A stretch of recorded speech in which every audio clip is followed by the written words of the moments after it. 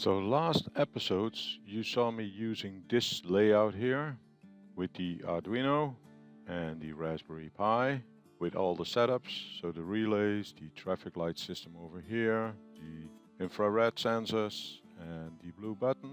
But this week we're gonna move over to the train track since we are going to use these motor drivers, the H-bridge motor drivers. So if you're interested, stay tuned and I will be back shortly. So welcome back.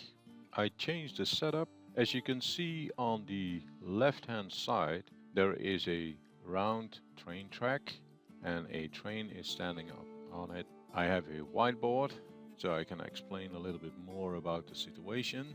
On this track there are two infrared sensors. They are currently not programmed, but they are detecting the train when it passes. I have three buttons, a green one, a yellow one and a red one. And the train is controlled by an H-bridge controller. I'm gonna explain a little bit what the H-bridge controller does, but first let's see how the program runs. As you can see at the bottom, the left hand side, it reports start program, press the green button to start the train. So that's what we're gonna do. I'm gonna press the green button. The train will get power, and as you can see on the screen it also says the train gets power, and then it slightly increases the speed and it runs on the track. So now it runs a full circle until it reaches the maximum speed which I programmed for this train.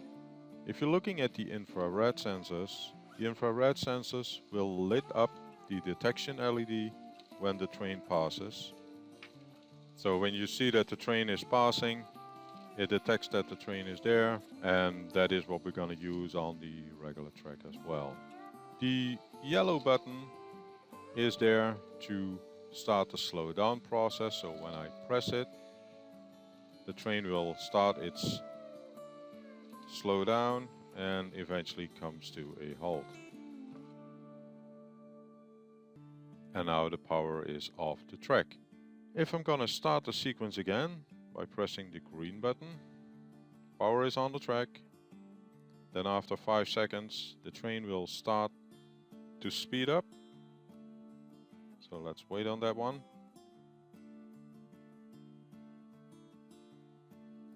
See, the train is moving. And if I now want to have an emergency stop, I can press the red button. And the train will immediately stop to end the program. So let's get a little bit closer into how this all works and what the H-bridge controller does. So first let me explain a little bit about this H-bridge controller. So we have power in here. So that's power, DC power. This is the ground. This is for the 5 volt. That's for the logic on the board. Then we have a right hand side in which you can put a motor.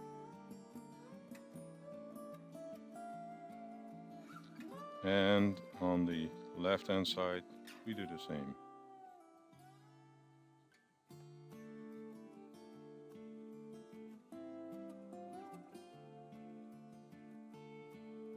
And then we have these pins, which are control pins.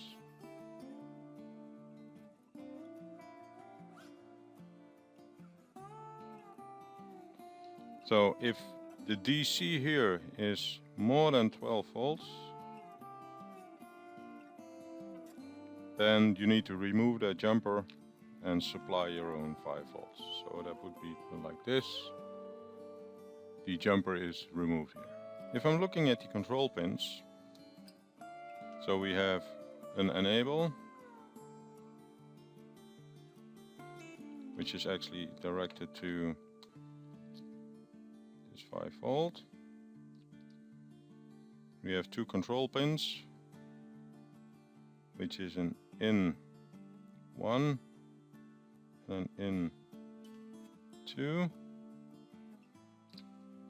and another 2 control pins, which is in 3 and in 4, and then we have another enable.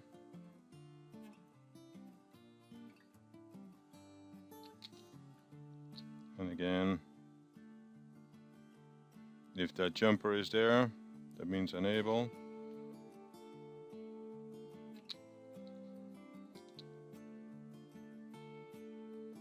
This is for the right side, and this is for the left.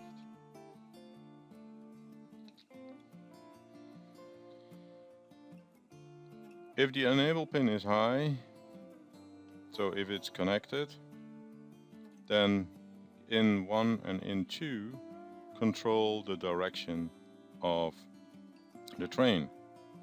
If in 1 is high and in 2 is low, then the train will move forward. If in 1 is low and if in 2 is high, then the train will run in reverse, or the motor will run in reverse. Same for the right hand side. But this is only control a fixed speed. So what I did with this H-bridge controller, I removed the enable pin of the jumper. So the jumper over here, I removed him. And the reason for that is you can put a pulse width modulation on the enable pin to control the speed. So if I'm pressing on the green button, instead of having this area connected to a high, I'm gonna put a pulse width modulation on top of that pin. So this is 1 and this is 0, and then the train will speed up until it hits a certain maximum speed, and then it stays there until I press the yellow button, and then it slows down. And then the motor will switch off after 5 seconds delay. So how is this running on a Arduino? I'm using a Arduino Nano for this. And some pins, some digital pins, they have this sign next to it. So a DX with this sign means that it is a pulse width modulation pin. And we can put pulses on it. So if I'm gonna write a diagram, 0 to 5 volts, then I could put pulses on it.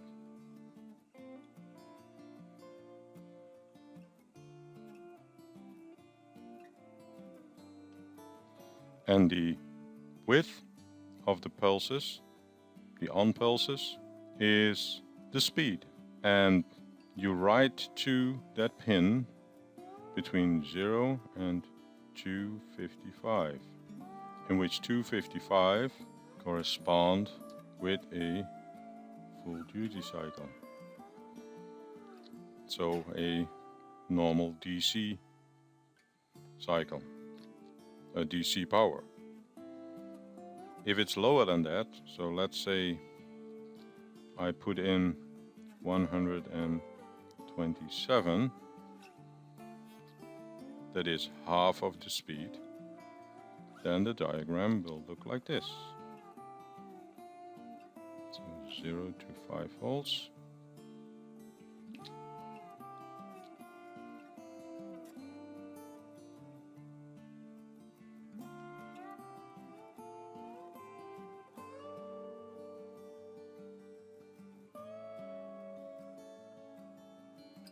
Which means this area and this area is even.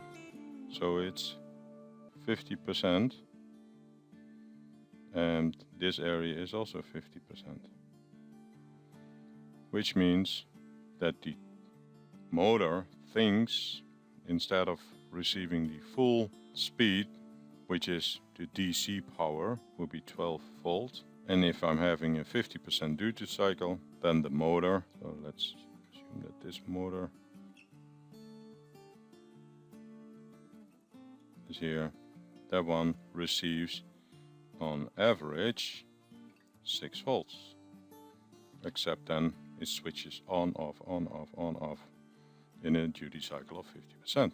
So if this would be 64, the red line symbols the 255, which is 100% equals 100%. This equals 127, which equals 50%.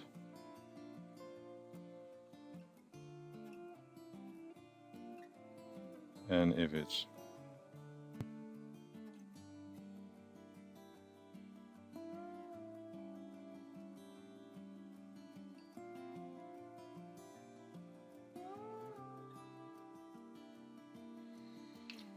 when it's 64, that equals 25%. So a quarter of the speed, which would then mean 3 volts. This is how the bridge motor driver works. So it pulses the output with the pulse width modulation which is put on there, and then the train will run at that certain amount. I'm running DC trains, so DC controlled trains. You also have DCC, and with DCC you program on a certain controller address for the train that the light can be switched on, that the motor needs to drive forward, go backward, slow down, pick up speed, etc. I'm controlling that train via a logic on the Arduino, and I would also like to put the lights on. So with this NS1601, I checked what is the minimum amount of PWM I need to put on the bridge controller to have the train lights go on. I checked, and from the range which I have, so I have a range of 0 to 255. So for a power on, which is then lights on, it's 45. For a start speed, 70. The maximum speed is 120, and that is what I use. So power on will put power on the track, lights will lit. 70, and then increase to 120. Then I have a maximum speed, and if I want to stop the train, it goes from 120 back to 70, and then switches off to 45, and a power off goes from 45 to 0. So let's start with the programming. So first, of course, we're gonna include the library. We're gonna set up the H-bridge controller. So we're gonna define the pins which we need. So as mentioned in the video, left hand side of the H-bridge controller needs at least 3 pins. An enable pin, which is a pulse width modulation pin, a forward reverse, that's the other 2, so the input 1 and input 2. I used pins 3, 2 and 4, of which pin 3 is a pulse width modulation pin. So I'm gonna define a pulse width modulation for the speed to pin 3. I'm gonna define a forward reverse 1 on pin 2, and define forward reverse on pin 4. And as mentioned, this can be from 0 to 255. If pin 1 is high and pin 2 is low, then the train moves forward, and if pin 1 is low and pin 2 is high, the train goes in reverse. And if they are both high or both low, 0,1 equals low and 0,2 equals low, then the train stops. Or if speed is 0 and the same in low or high. So it's actually an exclusive OR. So we need to set a speed, and I will be using a array. So I'm gonna define an integer called train. This way it's the NS1601, and I'm gonna create an array of numbers. And I mentioned already on the whiteboard, you can still see it. We have 0, 45, 70 and 120. So this is an array of numbers, and I can use an index number, and I place the index number in here to choose which one it is. And then the 0 will be index 0, 45 is 1, 70 is 2, and 120 is 3. So let's go into the setup. First of all, serial begin. To set the serial communication, we need to set the pin modes. They all need to be outputs. That's the first step, and we need to initialize the pins. So we're gonna do a digital write. So we're gonna do a digital write of the forward reverse 1 and 2. We're both gonna do it low, and let's set the speed and see if we can have the train moving. So we know that 120, so let's start with 100. I can do it here, 100 as well. We're gonna do it in steps. First of all, we're gonna set a forward motion. So adding a 100 speed to make sure that the train will be in motion. So let's copy this one and put it into, so let's first do a delay of 1 second. And then set it in forward motion, so this would be high. And let's do a analog write of the PWM speed. And I can do a 100, but I can also do a train NS 1601. And then that would be position 3. And let's do this first. So this would be that the train will be powered on with speed 100. Let me move this up because the train is over here. So let's check if this is okay. Yep, no errors. Uploading the sketch. It's now uploading. And you see the train is moving in a slow speed. So let's make it 120 speed. Just compiling the sketch.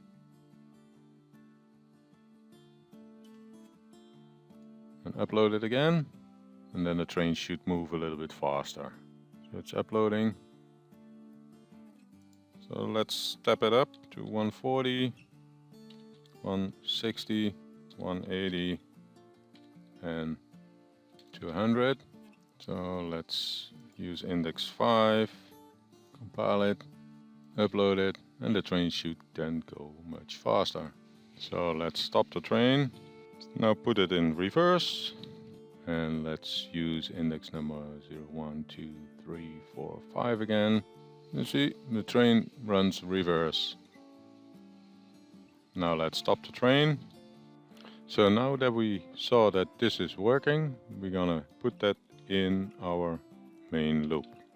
So we start with a forward motion, and I'm gonna print it on the console. So print console, and I'm gonna use 0, 1, 2, 3, speed 100. So I'm gonna copy this. So this is 120, so this would be 4. This is 140. This is 5. Then we're gonna step down 20. So this is 4. So let's see where we're at. So this is stepping down 100. So this is 3.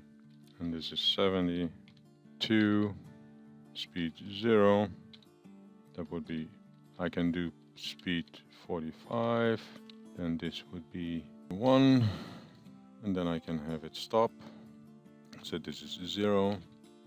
So let's copy this. And we're gonna make it a reverse. Okay, let's check it again. Okay, this looks good. So let's upload it. So now we will see a train moving forward and a train moving backward. So now we see a train moving forward and backward in various speeds.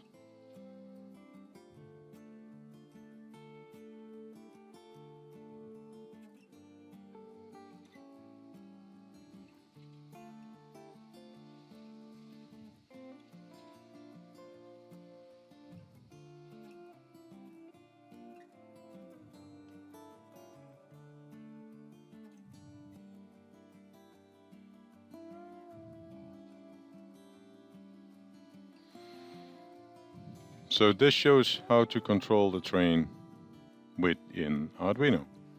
So if you liked this video, please hit the like button, and if you want to see more of these videos in the future, please consider to subscribe to my channel and hit the bell icon to get notified for further videos.